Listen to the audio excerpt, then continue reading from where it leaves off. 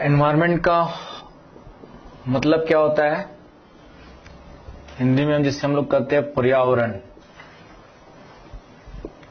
तो पर्यावरण का मतलब होता है पृथ्वी के चारों ओर का आवरण। सामान्य शब्दों में कहा जाए तो पृथ्वी के चारों ओर का आवरण, सराउंडिंग्स ऑफ अर्थ। पृथ्वी के चारों ओर का आवरण, सराउंडिंग्स ऑफ अर्थ।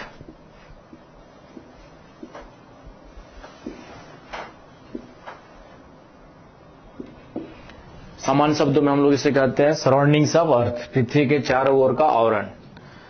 तो पृथ्वी के चारों ओर हमारे है क्या?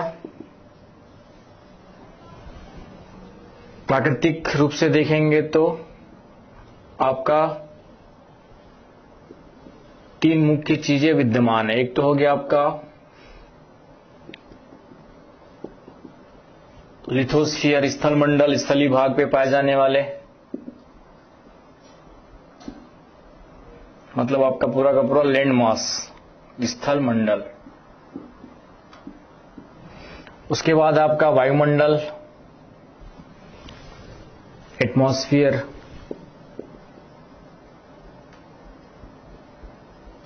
और अर्थ पर जो है लैंड के साथ साथ आपका वाटर बॉडीज भी है, ओशियंस भी है।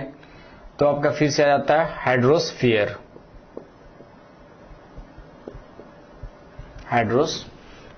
इस प्रकार से पृथ्वी के चारों ओर यदि हम देखेंगे तो नेचुरली जो है आपका यहाँ पर लिथोस्फीयर मतलब स्थलीय भाग है, वायुमंडल और जलमंडल, ये तीन चीजें हैं।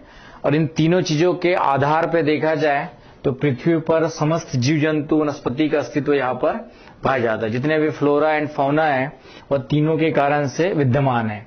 इसलिए एनवायरनमेंट के अंतर्गत जो है इसे हम लोग दो भागों में डिवाइड करते हैं। एक आपका प्राकृतिक पर्यावरण, नेचुरल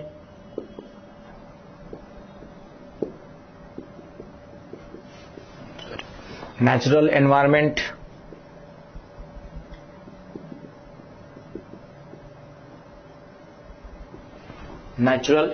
प्राकृतिक पर्यावरण। और चूंकि आज की डेट में मानव के द्वारा भी एक अलग से जो है एक पर्यावरण का निर्माण किया गया है, जिसे हम लोग कल्चरल और ह्यूमन मेड एनवायरनमेंट कहते हैं। कल्चरल और ह्यूमन मेड एनवायरनमेंट कहते हैं। तो नेचुरल एनवायरनमेंट और कल्चरल, तो नेचुरल में आपके लिथोस्फीयर, स्थलमंडल,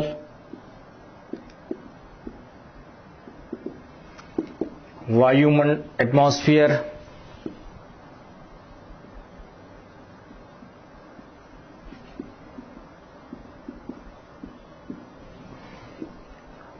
हाइड्रोस्फीयर,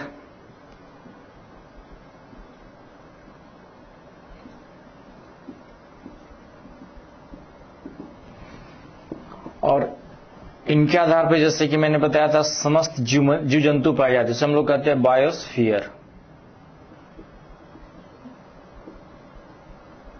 जीवमंडल।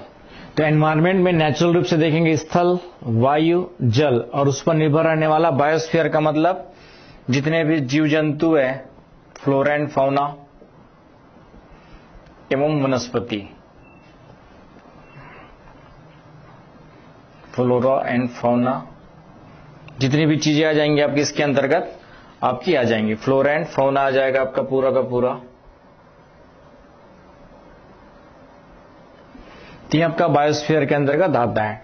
तो ये आपका नेचुरल एनवायरनमेंट का पार्ट हो गया। ह्यूमन मेड में आपका जितने भी हम लोग एग्रीकल्चर हो गया, आपका एग्रीकल्चर सिस्टम,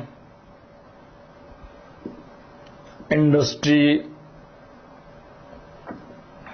रेल, सड़क, ट्रांसपोर्ट, जितनी भी चीजें हैं ये सभी आपके किसमें आ जाएंगे? ह्यूमन मेड कल्चरल एनवायरनमेंट में।